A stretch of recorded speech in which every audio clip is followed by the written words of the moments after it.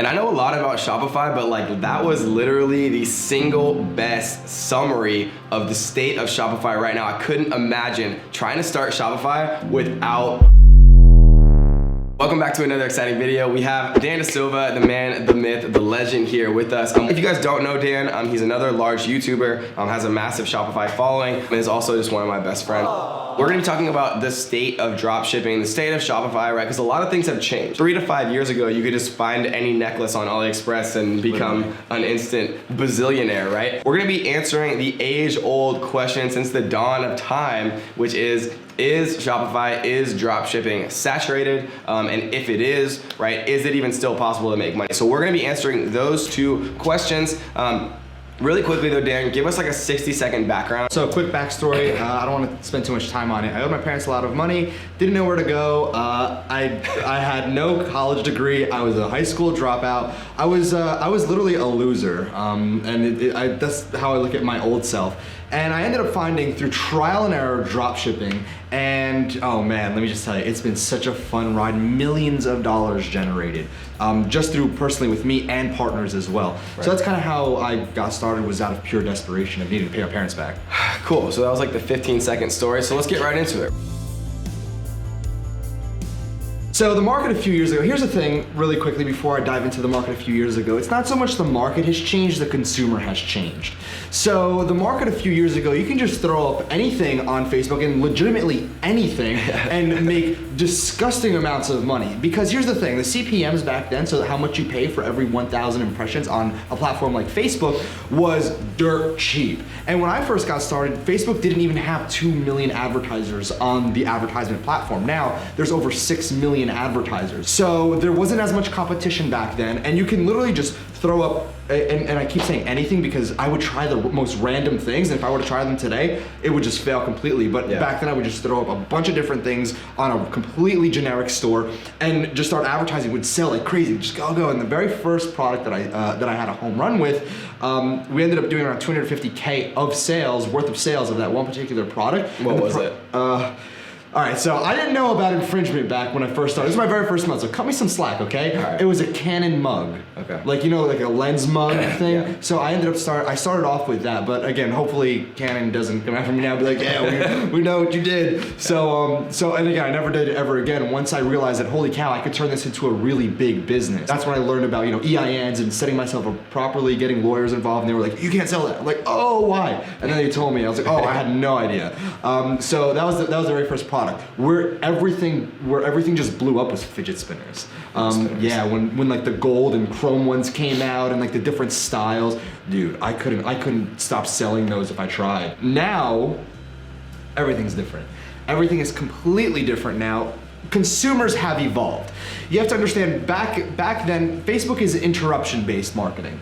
So essentially, you are interrupting somebody's pattern. Think of Facebook as like just you and me hanging out over here, and some random person walking in and be like, hey, I have this product, you want it? And then if we just don't say anything for 3 seconds, they go away to somebody else's house and walk in and be like, hey, I have this product, you want it? It's very awkward, and that's what Facebook is. Now, if he goes around to 100 different houses, yeah, I'm sure maybe 1 or 2 people will be like, yeah, we're interested. That's essentially what Facebook is. We are interrupting people when they're trying to look at Aunt Sally's, you know, pictures of her picnic or something. Yeah. So that's essentially what we're doing. And back then, it was like a looked upon, like not negatively looked upon now, because ads aren't negatively looked upon, but they're more interruption based. People get angry with them. That's why they have negative and positive feedback score with Facebook now.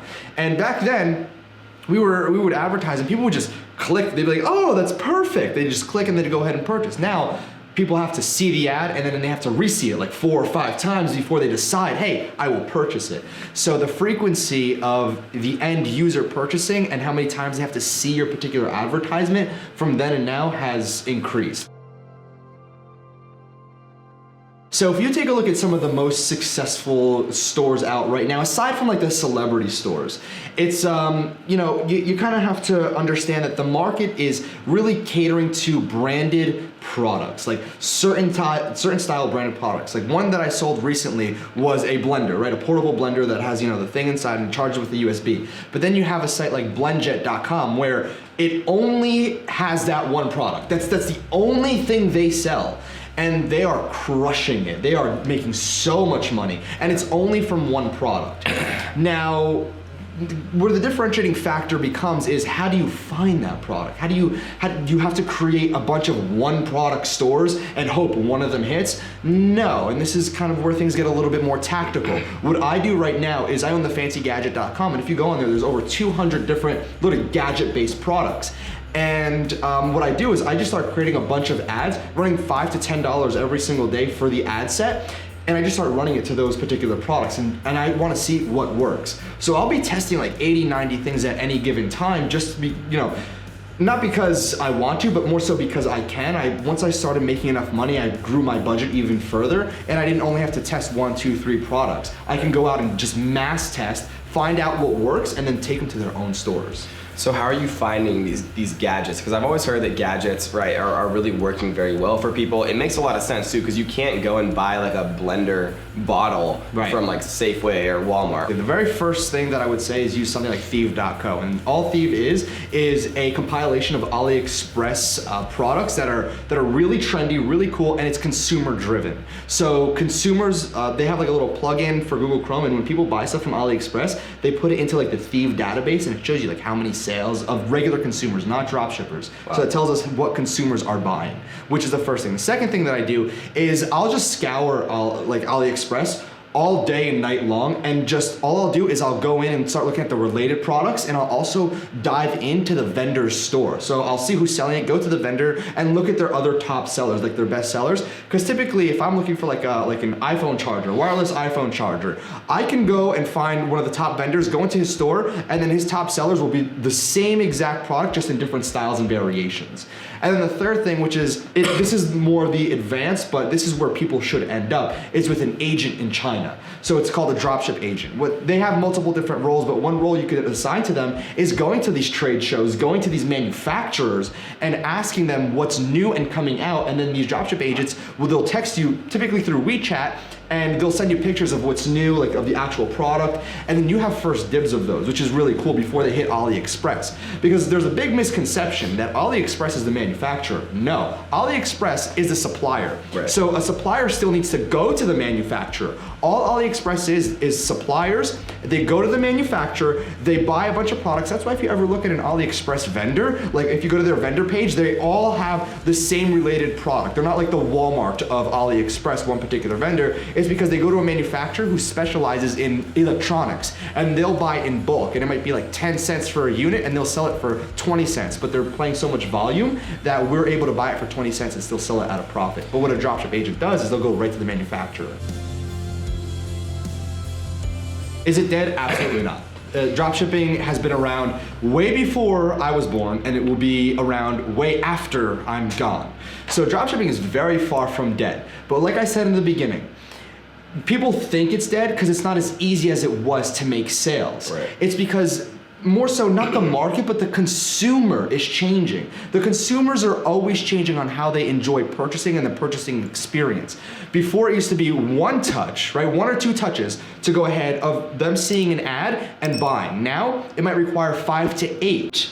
Which again makes it more expensive for the advertisers like us. So even though we know it requires a little bit more time for the user to see the ad before they purchase, now how do we evolve with that, right? Okay, so it might be more expensive, so that means what? We have to operate in the red? No. That means we have to start building out and using different processes, perhaps maybe post-sale sequences, where if somebody purchases something from your store, they're gonna get follow-up emails with a bunch of different products that are related to what they purchased.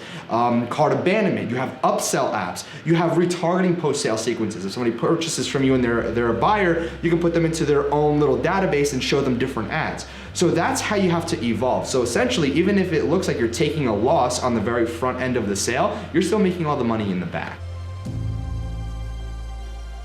Just like any other business, you're required to have capital, okay? Right. Now, The lowest amount now in 2019 that I would suggest anybody to start with is around $700 to $800 bare minimum to get started with. If you asked me 2 years ago, I would have said, yeah, you could get started with like $200, $300, but the market moves, so now you need a little bit more capital. If you don't have $700 to $800 to really get started, what I suggest doing is finding the means, and even go through some of Kevin's videos, he'll show you a bunch of different strategies that you can use to make that money.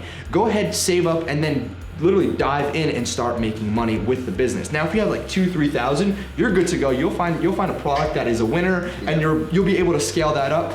And the second problem that is going to occur if you have like 2,000-3,000 is once you find that winner, you're gonna have to figure out a way to get more money to keep on scaling that product. That's a good problem, a quote unquote good problem to have. Yeah. So if you have a product that's doing really well, you only have $3,000, but after $3,000 you made like $8,000-9,000. You're like, oh my goodness, where can I get more money to keep spending? Yeah. And then you're gonna, obviously the smart way would be to maybe take out a loan, whatever it is. Yeah. So yeah. And you can get started with 0% APR credit cards. Remember, like I got started with credit cards for Amazon FBA. I borrowed $6,100. I made that money back in a week after I started selling, right? And we made tons and tons more than that, reinvested it all into our business, and just continue to grow it larger and larger and larger. So again, guys, Dan Dasilva, make sure you go and subscribe to his channel, turn on notifications, and if you want to learn the best way to actually find viral products, then what you need to do right here is check out this video right here on Shopify Product Research, where we break down the best ways to do product research and find viral products. So Dan, thanks again, and we'll see you guys soon. What is up, ninjas? Today I'm gonna reveal for the very first time ever one of my absolute favorite, most top secret, coveted product research strategies on Shopify.